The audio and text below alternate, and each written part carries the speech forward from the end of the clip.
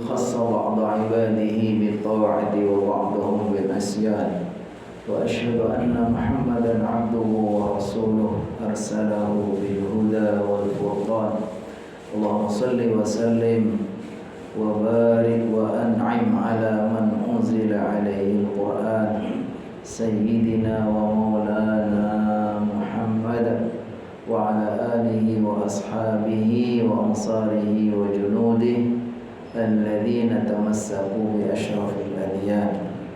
أما بعد، يقول الله تعالى في كتابه الكريم: أعوذ بالله من الشيطان الرجيم. بسم الله الرحمن الرحيم. سبحانك لا علم لنا إلا ما علمتنا إنك أنت العليم الحكيم. رب اشرح لي صدري ويسر لي أمري واحلل عقدة من لساني يفقهوا قولي.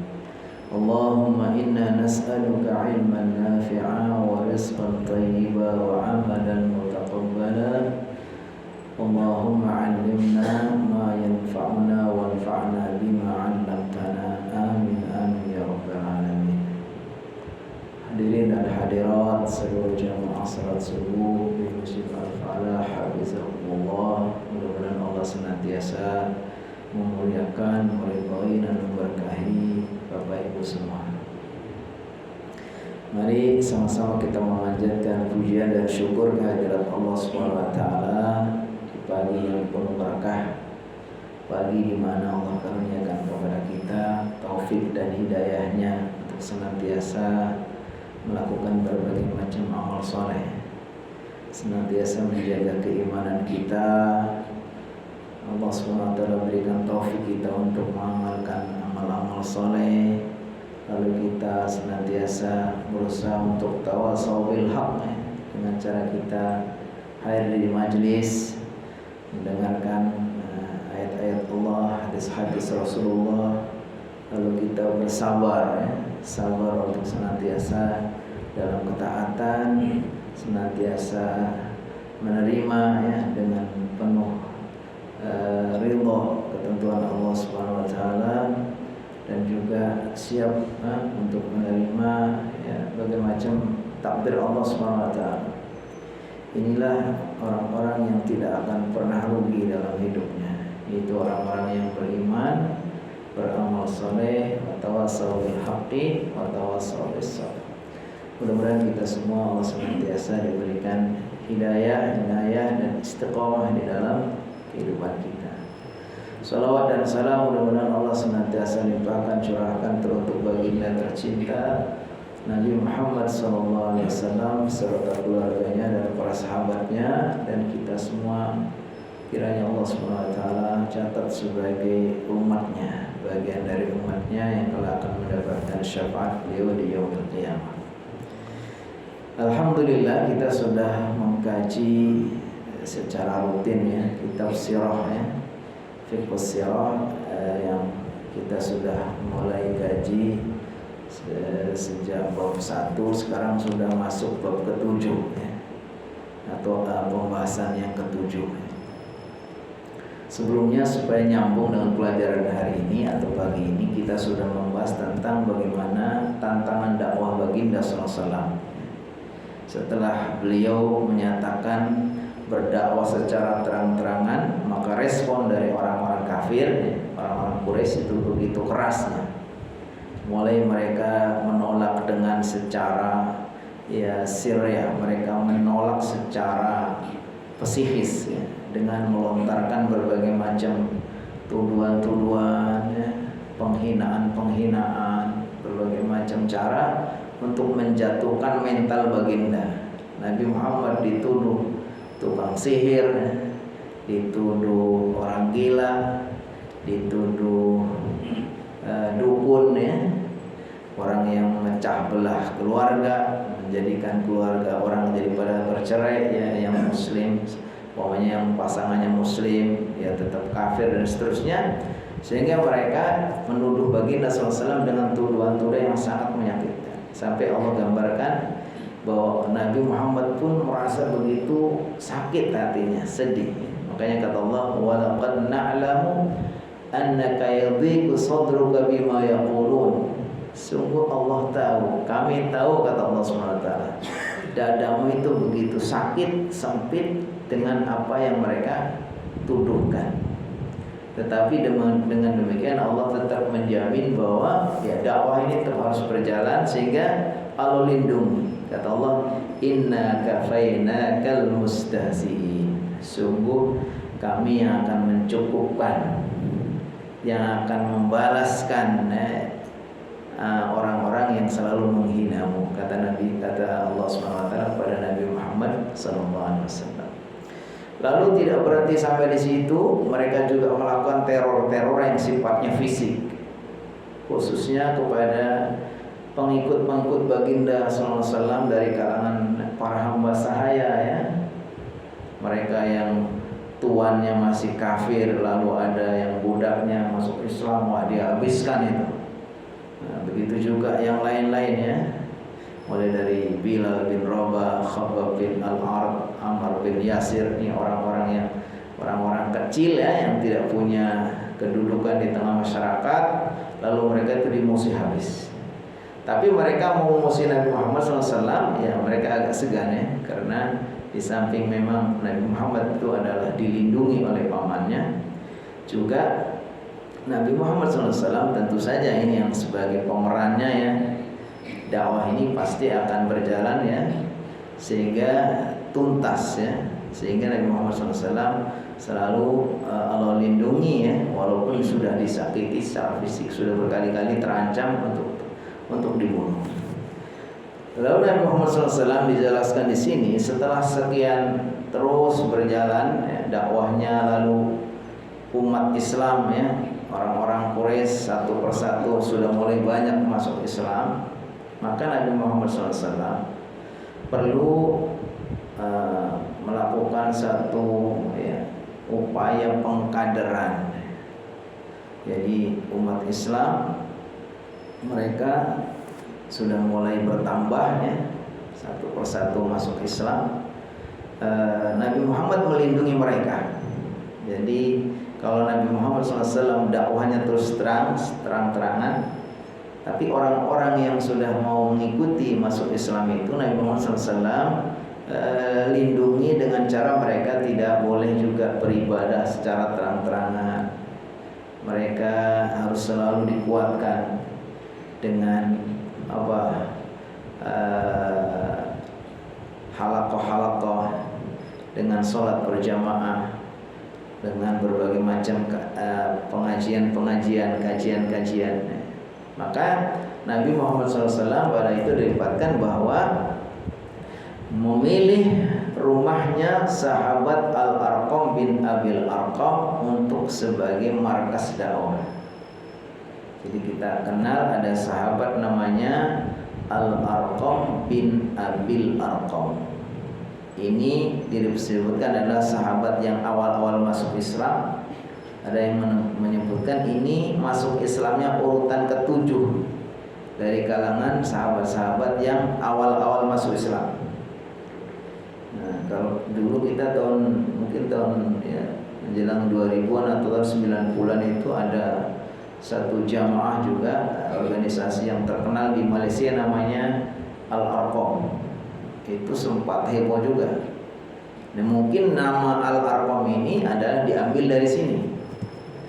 Jadi ada seorang tokoh di Malaysia namanya Ashari Muhammad, itu mendirikan jamaah Al-Arqam ini sampai pengikutnya banyak gitu. Sampai waktu itu Malaysia pun sudah merasa khawatir, terancam. Jangan-jangan ini Al-Arqam ini akan membuat negara di dalam sebuah negara, kemudian mau dibubarkan. Itu masih Perdana Menterinya masih Mahathir Muhammad. Nah ini yang saya bayangkan mungkin ini terinspirasi dari nama ini. Ternyata Nabi Muhammad SAW ketika mengkader para sahabat itu menempati sebuah rumahnya Al-Arqam bin Abil Arqam. Disebutkan kenapa dia pilih kenapa beliau pilih rumahnya Al-Arqam bin Abil Arqam. Pertama, ya mungkin beliau yang sudah secara sukarela ya, Al-Arqam bin Abil Arqam itu untuk menyerahkan rumahnya untuk dijadikan markas dakwah. Saya baca kathurat dakhiluna fil Islam wa kana la budda min makanin yajtami'u fihi haula'i ma Rasulillah sallallahu alaihi wasallam yu'allimuhum umura dinihim. Waktu itu sudah mulai terus bertambah orang-orang yang masuk Islam dan dibutuhkan satu tempat di mana mereka bersama Nabi Muhammad SAW berkumpul untuk mengajarkan mereka agama mereka. Jadi dalam rumah itu Nabi Muhammad SAW itu membacakan ayat-ayat Al-Quran. Nabi Muhammad menerima wahyu. Kalau beliau Nabi Muhammad itu menerima wahyu langsung diajarkan oleh malaikat Jibril dan dia langsung hafal, langsung faham, ya kan? Itu sudah Allah Subhanahu wa taala janjikan sendiri bahwa ketika Nabi Muhammad SAW itu berusaha untuk cepat-cepat mengulang membaca ayat-ayat yang dibacakan oleh malaikat Jibril, ternyata Allah jadikan Nabi Muhammad itu nggak boleh terlalu cepat. Pokoknya apa yang sudah didengar oleh Nabi Muhammad dari ayat itu langsung hafal. Makanya kata Allah Subhanahu wa taala dalam surat Al-Qiyamah itu bahwa Nabi Muhammad SAW itu ditegur karena dia itu buru-buru menyusul bacaan malaikat Jibril, sementara Allah SWT sudah atur setiap bacaan yang disampaikan oleh malaikat Jibril itu langsung bisa dihafal, langsung diingat oleh baginda Nabi Muhammad. Kata beliau, la tuharrik bihi lisanaka lita'jala bih, inna 'alaika jam'ahu wa qur'ana. Jadi kamu enggak usah terburu-buru menggerakkan lisanmu untuk mengulang, menghafal. Inna 'alaina jam'ahu wa qur'ana. Karena Allah sudah menjamin bahwa apa yang disampaikan kepada Nabi Muhammad ini melalui malaikat Jibril itu Rasulullah SAW langsung hafal. Tapi Rasulullah SAW harus menyampaikan juga, mengajarkan kepada para sahabatnya, ditalaki, dibaca lagi oleh baginda SAW, lalu diikuti oleh para sahabat sampai mereka para sahabat juga hafal. Ada sebagian yang juga menulis. Jadi di sini Nabi Muhammad dan para sahabat butuh satu tempat untuk mengajarkan agama mereka. Wa kana Rasulullah sallallahu la yatamakkanu minal istima' bihim 'alanan. Dan waktu itu baginda sallallahu alaihi wasallam tidak memungkinkan untuk mengambil tempat berkumpul bersama para sahabat secara terang-terangan. Jadi belum memungkinkan kondisinya. Kalau Nabi Muhammad SAW sudah memulai dakwah dengan terang-terangan, tapi para sahabat belum memungkinkan. Mereka terus terang, mereka itu ibadah bersama, ngaji bersama, umpamanya diajarkan tentang as-sunnah bersama, kemudian diperlihatkan kepada khalayak ramai, itu belum memungkinkan. Sehingga Nabi Muhammad itu berkumpul di rumah. Jadi fakhtar Rasulullah SAW Darul Arqam bin Abil Arqam Al-Makhzumi lil istima' fiha. Karena Rasulullah SAW memilih rumahnya sahabat Al-Arqam bin Abil Arqam Al-Makhzumi lil istima' fiha, untuk berkumpul di rumah itu. Jadi kalau Nabi sendiri berani dakwah secara terus terang, mereka nggak akan berani mengganggu Nabi. Tapi untuk para sahabat, Nabi Muhammad SAW masih harus disembunyikan ibadahnya, ngajinya, baca Qur'annya. Wa kanat 'ala jabalis Safa wa babuha khalfi yadkhuluha ad-dakhil fala yura. Kenapa rumahnya Al-Arqam bin Abil Arqam ini yang dipilih? Karena rumahnya itu ada di Bukit Safa. Wa babuha khalfi, dan pintu rumahnya itu maksudnya menghadap ke belakang, atau dibuat pintunya yang dari belakang. Jadi kalau kita punya rumah di lereng gunung, mungkin pintunya menghadapnya ke bawah, ke sini, ke arah. Nah, rumahnya Al-Arqam bin Abil Arqam ini pintunya di sebelah sananya.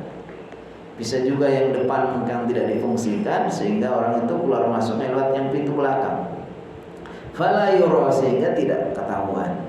Jadi nggak ketahuan kalau tiap hari mereka itu berjamaah di situ, ngaji di situ gitu. Wa kanat sebutkan wa qad ittakhadahu Rasulullah sallam maqarran lid-da'wah fi sanatil khamisati minal bi'tsah.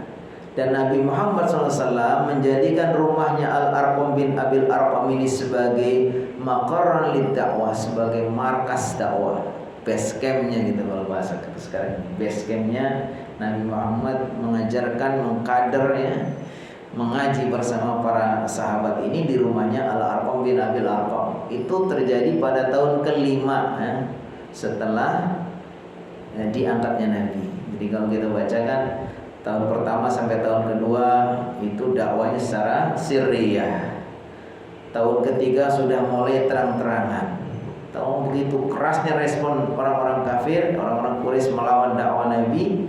Lalu pada tahun kelima Nabi Muhammad SAW sudah merintis bagaimana membangun satu tim ya, satu kelompok yang memang mereka adalah sahabat-sahabat Nabi yang sudah menyatakan masuk Islam, perlu terus digembleng ya, dididik ya.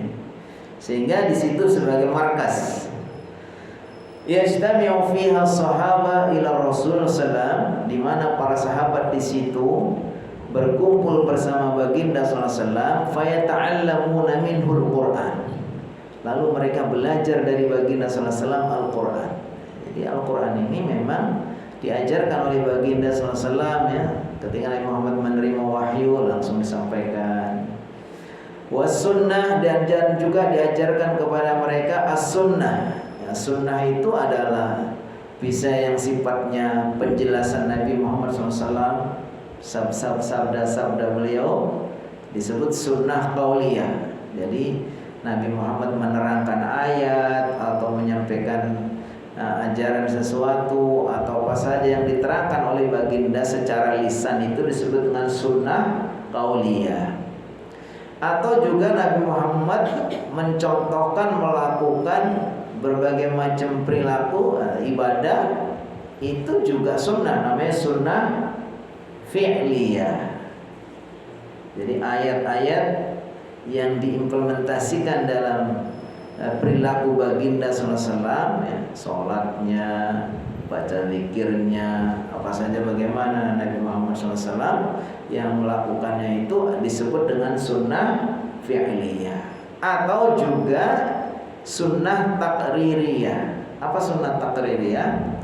Yaitu Nabi Muhammad tidak menjelaskan secara lisan, Nabi Muhammad tidak melakukan dengan perbuatan, tapi Nabi Muhammad membenarkan, menyetujui bila ada sahabatnya yang melakukan.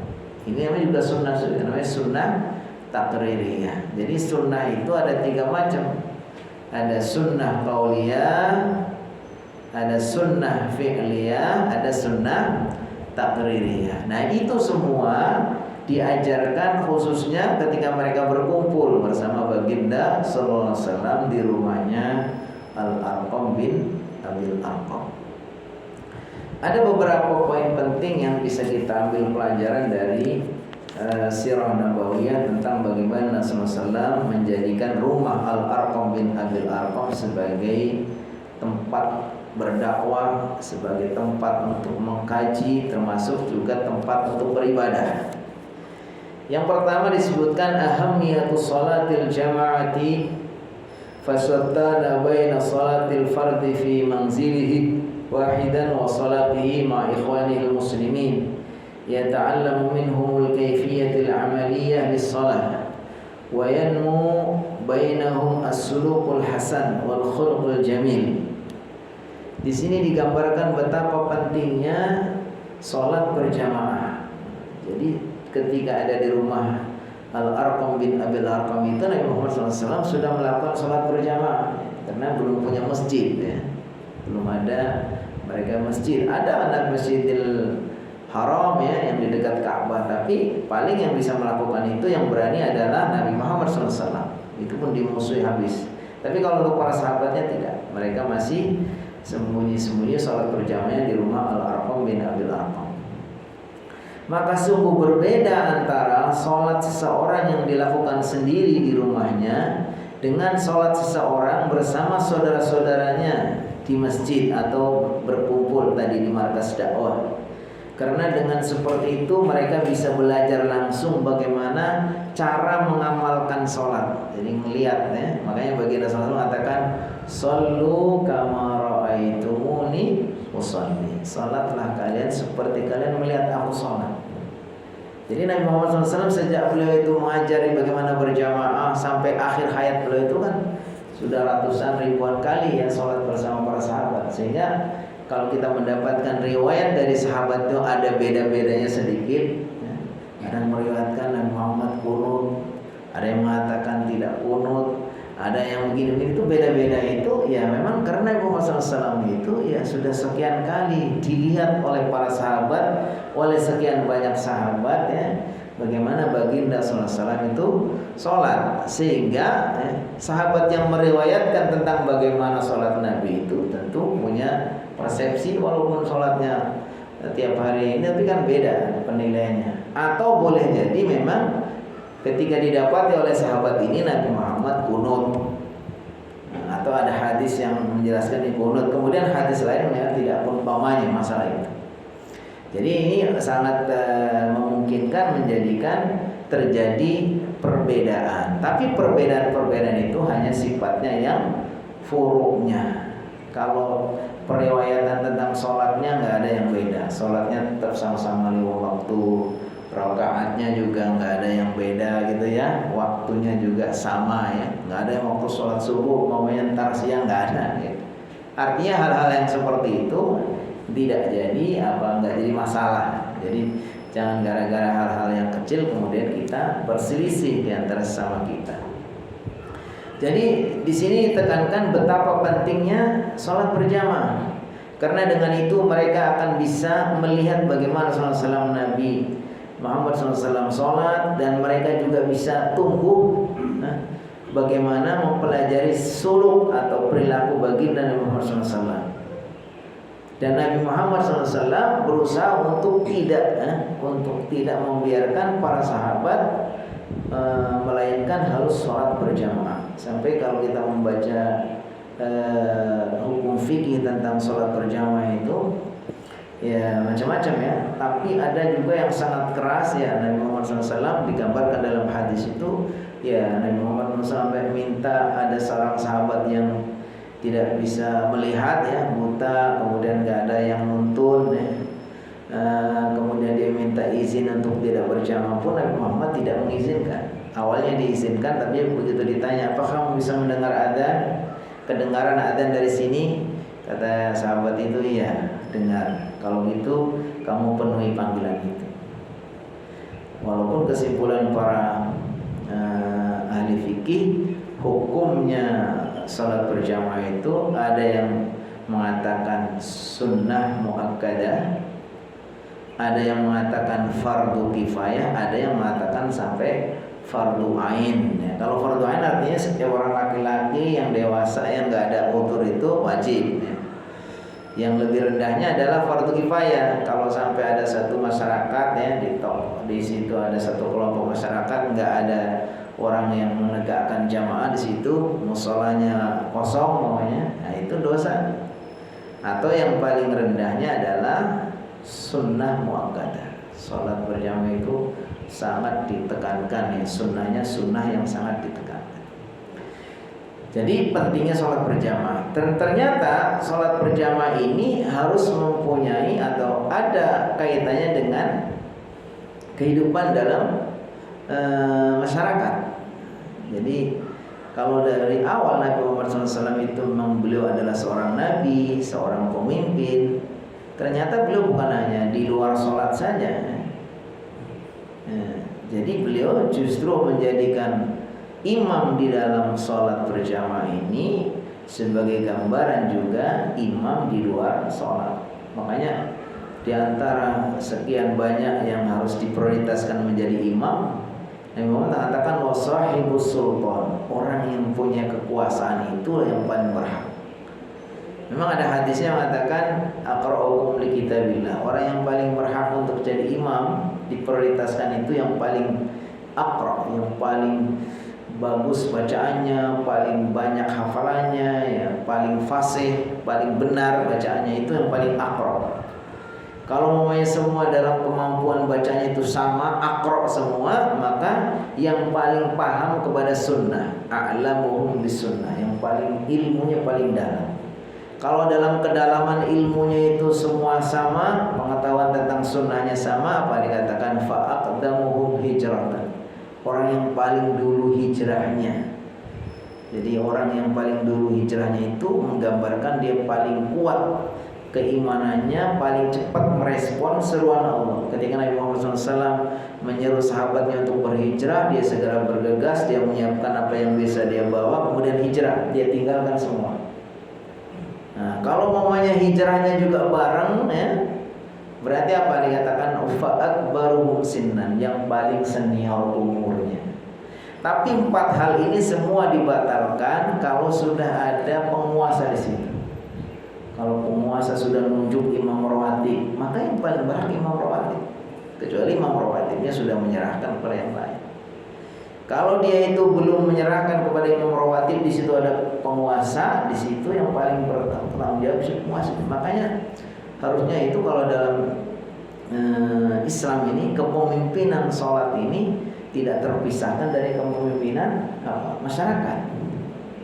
Harusnya ini idealnya kalau kita mau cari pemimpin, pastilah yang tuh kalau jadi imam itu fasih, paham ya, minimal jangan sampai kita ini umat Islam banyak mayoritas, banyak juga ulama-ulama, bukan hanya pintar agama tapi juga banyak ulama-ulama yang hebat juga leadershipnya, pemimpinnya. Jangan sampai kemudian kita milih orang yang nggak bisa ngaji.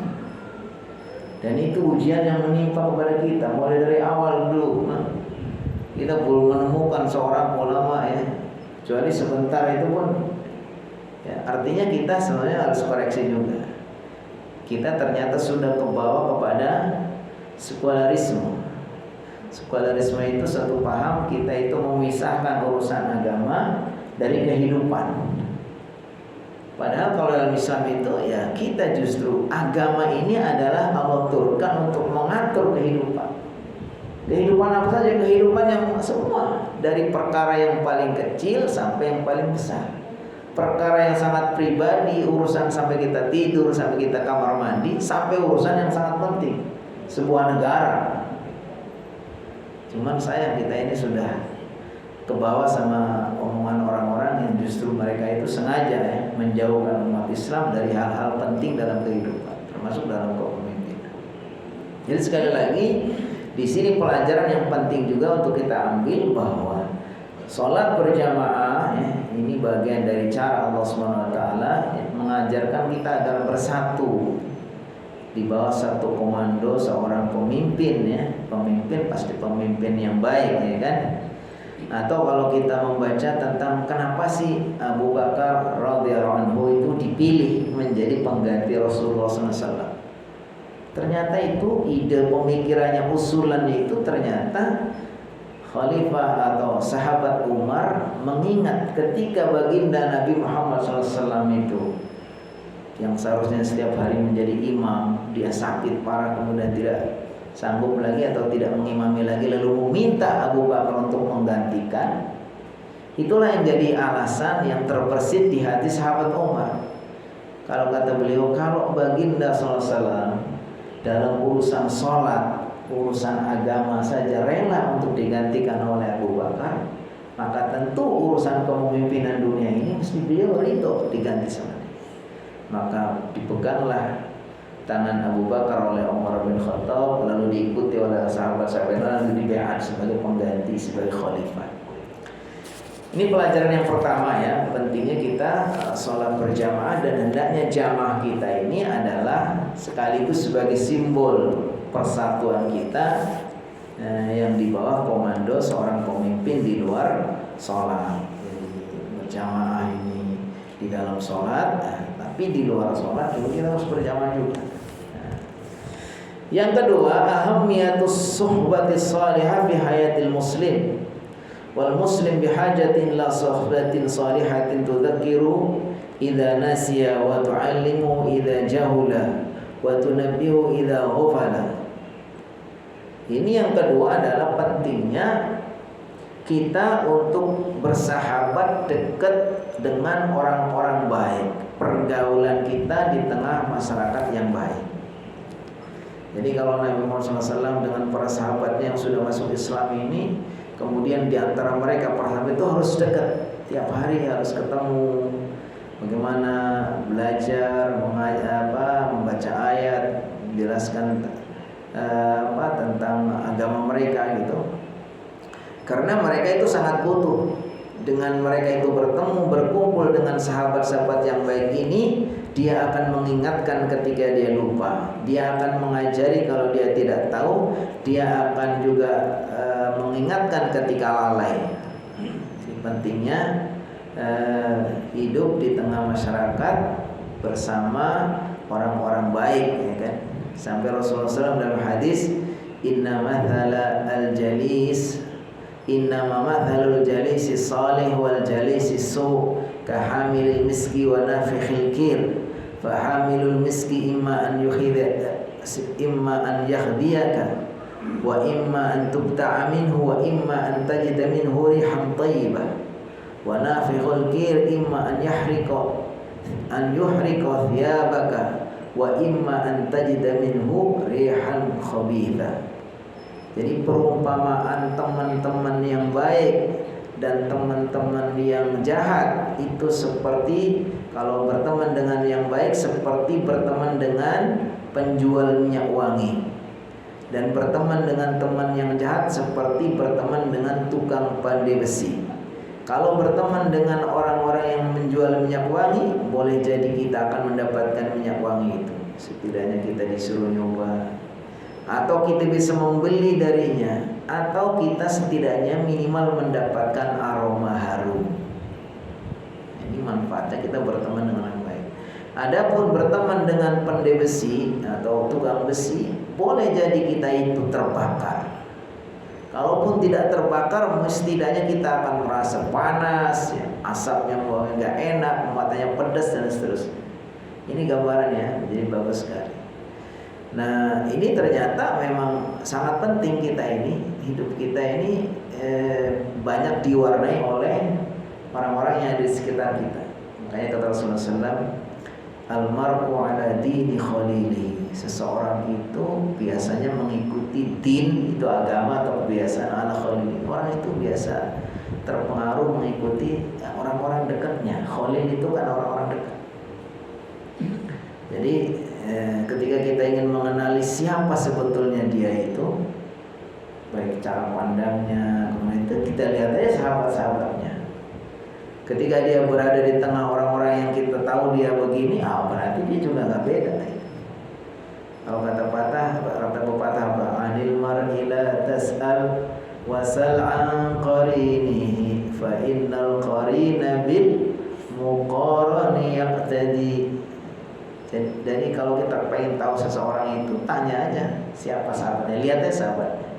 Karena biasanya itu seseorang itu akan terpengaruh, akan sama dengan teman-temannya.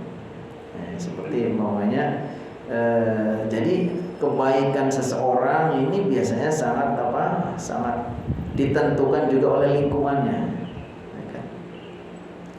Makanya kalau dalam hadis tentang bagaimana memilih seorang pemimpin juga, diantaranya ada faktor yang tidak kalah penting, yaitu apa?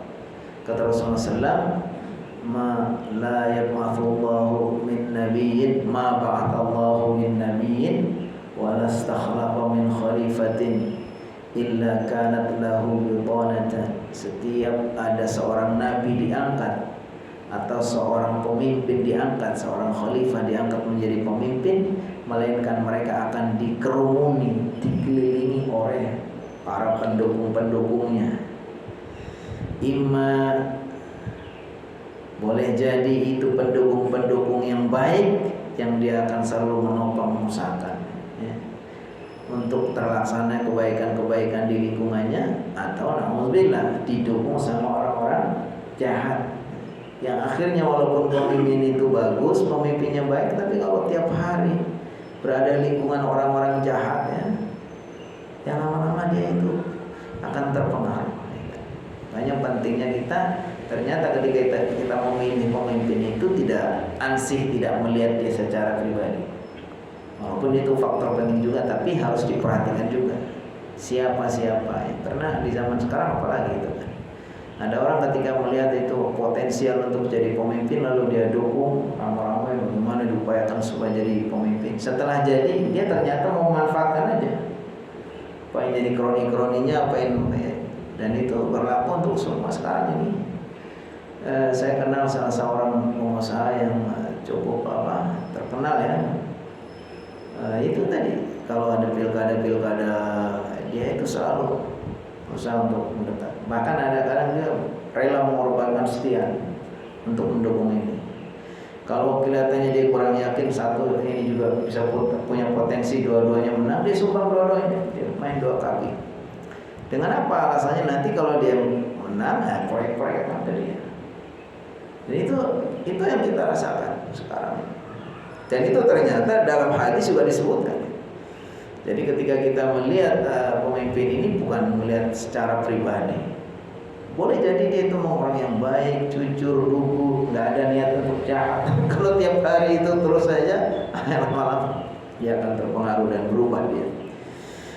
Yang ketiga, pelajaran yang ketiga, ahammiyatut tarabut wa tawassul bainal muslimin. Wa yata'akkad hadza bi khassatin idza kanu fi biladil gharbah baina mujtama'in la yadinu bil Islam. Pentingnya ada satu kesatuan, ikatan di antara mereka. Sebagaimana yang dicontohkan oleh baginda Nabi Muhammad SAW, mereka diikat dalam satu keluarga, satu kelompok halaqah ya. Kemudian mereka belajar di satu tempat tersendiri dan setiap hari dididik gemblengnya oleh baginda SAW, diajarkan ayat-ayat dan seterusnya, dilatih mereka untuk beribadah dan seterusnya. Nah, di sini disebutkan itu akan sangat bermanfaat, sangat ditekankan persatuan itu manakala berada di satu negara yang asing, di mana mereka tidak beragama Islam. Ketika waktu itu kan Nabi Muhammad SAW itu mayoritas orang kafir itu semua memusuhi. Ini ada orang-orang yang sudah masuk Islam, itu perlu mereka itu ada dalam satu ikatan yang kuat, yang kompak gitu kan. Karena serigala itu tidak akan makan kambing kecuali yang kambing terpisah gitu ya. Jadi mereka itu akan rawan sekali digoda, disakiti atau berbagai macam cara itu diintimidasi, yang akhirnya mereka bisa kembali kepada kekafiran mereka. Makanya Nabi Muhammad SAW merangkul dalam satu ikatan yang kuat ya. Saya ingat juga waktu saya berkunjung belum lama ini di komunitas orang-orang yang ada di sekitar Palestina ya. Itu disebutkan bahwa penduduk-penduduk sekitar Palestina itu bisa dikategorikan ada penduduk yang terhormat, ada yang kurang terhormat. Penduduk yang terhormat itu adalah penduduk yang memang secara paksa mereka diusir dari Palestina. Waktu mereka ada pengusiran itu mereka rampas rumahnya, kemudian mereka dipaksa keluar, tidak akan bisa balik lagi. Itu mereka akhirnya menjadi warga negara di luar Palestina atau keluar dari negara Palestina, tapi mereka terhormat. Tapi belakangan ada penduduk-penduduk di sekitar Palestina yang kurang terhormat. Kenapa? Karena mereka kena rayuan sama Yahudi Israel. Mereka kalau mau menjual rumahnya dengan harga berapapun mahal pun dibeli. Mereka diiming-iming, asal kamu mau keluar, mau jual rumahmu, kamu mau pindah di mana, saya urus keluarga negaranya. Ini orang-orang seperti ini keluar dari Palestina tapi tidak terhormat. Mereka semua juga akan berani mengaku. Nah, ini digambarkan ketika kita berada di sebuah negara di mana kekuatan asing itu begitu kuat, ya kita harus bersatu. Nah, ini sini sebutkan apa mereka bersatu di sini sebutkan ta'awunan 'alal khairi bainahum, untuk dalam rangka saling tolong-menolong dalam menjalankan kebaikan. Wa tasbitan 'ala thariqil huda, untuk mengokohkan di atas jalan petunjuk. Wa taqwiyatan li awasiril ukhuwah, menguatkan ikatan persaudaraan. Wa muhafadzatan 'alal iman fil qulub, dan yang tidak kalah penting menjaga keimanan di dalam hati. Jangan sampai imannya lemah kemudian mereka kembali lagi menjadi orang murtad. Yang terakhir, yang keempat, ahamiyatut tarbiyah wa ta'ahud al-mustamir fi amaliyatil islah wa tawjih. Pentingnya kita selalu menjaga pendidikan ya. Nabi Muhammad SAW mendidik para sahabat yang terus menerus, diajari Al-Quran, diajari hadis, diajari akhlak yang baik, kemudian mengamalkan amalan-amalan Islam ya kan, dalam rangka untuk al-islah, memperbaiki wa tawjih, dan terus menerus ya. Kalau dulu Nabi Muhammad SAW yang langsung yang mengajari kepada murid-muridnya ya. Dan sekarang setelah Nabi Muhammad wafat, siapa ya penerus para nabi? Siapa itu penerus para nabi? Adalah para ulama. Al-ulama warasatul anbiya. Jadi kita memang ya tidak boleh berhenti untuk selalu mengadakan ta'lim, terus belajar, istilahnya at-tarbiyah madal hayah, yaitu pendidikan sepanjang hidup. Dan kita harus terus ya ibadah. Jadi kita belajar, buat kita amalkan, kita ajarkan kan. Jadi umat ini masih selalu dalam kebaikan selagi dia melakukan beberapa hal ya. Di antaranya apa? Ketika masih selalu belajar dengan mendengarkan, memahami, mengkaji ayat-ayat dan hadis-hadis Rasulullah SAW dan nasihat para ulama. Setelah dapat ilmunya, kemudian dia berusaha untuk mengamalkan, ya kan? Karena kalau ilmu saja nggak diamalkan ya seperti pohon yang tidak berbuah, ya kan? Setelah kita sudah mengamalkan, ya kita juga harus apa? Sampaikan. Kita harus sampaikan, minimal ya disampaikan kepada keluarga yang paling dekat, baik secara langsung atau dengan memberikan keteladanan. Ilmu kita amalkan, kita di rumah menjadi orang yang paling berusaha untuk mengamalkan ilmu kita. Apalagi kita sebagai seorang kepala rumah tangga ya, ini bagian dari dakwah juga. Kita sampaikan kepada mereka dan seterusnya. Jadi selagi masih terus tadi belajar, mengamalkan, mengajarkan, itu masih dalam kebaikan. Walaysat amaliyatut tarbiyah al-matubah sahlah wala maisura. Bukanlah pekerjaan mendidik itu sebagaimana yang dilakukan oleh baginda SAW mendidik para sahabat, itu bukan pekerjaan yang gampang. Walaysat kalimah tuqalu summa yantahi wajibul muallim awil murabbi. Bukan seperti yang mereka katakan ya, kalau sudah dilakukan ya sudah. Seorang muallim, seorang guru atau seorang pendidik itu yang penting sudah menyampaikan, itu enggak. Karena Muhammad SAW itu betul-betul memperhatikan mendidik mereka sampai mereka menjadi generasi yang terbaik. Karena orang-orang yang langsung belajar kepada baginda itu adalah disebut dengan para sahabat. Siapa itu sahabat? Sahabat adalah orang-orang yang bertemu baginda Nabi Muhammad SAW dan beriman kepadanya. Ini tentu kualitasnya beda-beda. Ada yang inten banget ya, kalau kayak para sahabat yang dekat-dekat itu inten banget tiap hari ketemu dengan Nabi. Ada yang pernah ketemu beberapa kali, ada yang mungkin sekali dia pernah ketemu Nabi dan dia dalam keadaan beriman kepadanya, itu sudah disebut dengan sahabat.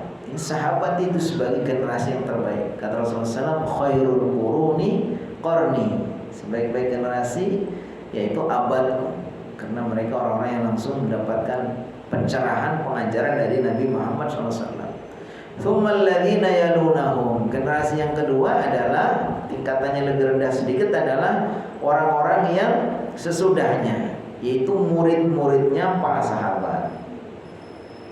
Kemudian tsummal ladzina yalunahum, yaitu murid-muridnya tabi'in. Jadi Nabi Muhammad punya murid namanya sahabat, sahabat punya murid namanya tabi'in, tabi'in punya murid namanya tabi'ut tabi'in atau atba'ut tabi'in. Ini tiga generasi ini yang disebutkan oleh Nabi Muhammad sebagai generasi yang al-qurun al-mufaddalah, generasi di abad-abad yang sangat diunggulkan. Nah, setelah keempat dan seterusnya tentu akan mengalami secara bertahap penurunannya. Walaupun ada hadis yang mengatakan bahwa setiap ada 100 tahun itu akan lahir seorang tokoh yang memperbarui agamanya, memperbarui itu bukan membuat ajaran baru, tapi mengajarkan kembali lagi, untuk diingatkan kembali kalau maunya ini sudah mulai melenceng atau sudah mulai melemah dan seterusnya, akan lahir tokoh-tokoh yang untuk menguatkan kembali. Jadi intinya betapa baginda SAW itu bersungguh-sungguh untuk mendidik, menggembleng para sahabat, yaitu murid-muridnya. Ya, pelajaran yang bisa kita ambil tentu saja kita juga ya. Kalau kita mengharapkan kebaikan untuk yang akan datang ya, kita perhatikan sisi pendidikan ini. Jadi pendidikan itu nggak boleh diserahkan kepada yang bukan ahlinya kan. Idza wusidal amru ila ghairi ahlihi fantadris sa'ah. Ketika suatu perkara diserahkan kepada yang bukan ahlinya, maka akan tumbuh kehancuran. Dan orang sekarang sudah banyak berkomentar pendidikan di Indonesia itu mengalami kemunduran sekian tahun. Nah, harusnya sudah lebih lumayan itu ya, gara-gara salah kebijakan, pendidikannya dipegang bukan kepada ahlinya, akhirnya hancur-hancuran. Wallahu a'lam bishawab. Ini beberapa hal yang bisa kita ambil dari peristiwa atau dari sirah nabawiyah tentang baginda SAW menjadikan rumah Al-Arqam bin Abil Arqam sebagai markas dakwah, di mana baginda mengajarkan ayat-ayat, hadis-hadis dan mendidik para sahabat. Wallahu a'lam bishawab. Waktu juga yang membatasi kita, sudah masuk ke syuruk. Namun bila ada yang mau menambahkan atau ada yang menyampaikan sesuatu, dipersilakan. Bila ada yang mau sharing, bila ada yang mau berbagi, enggak, silakan. Terima kasih.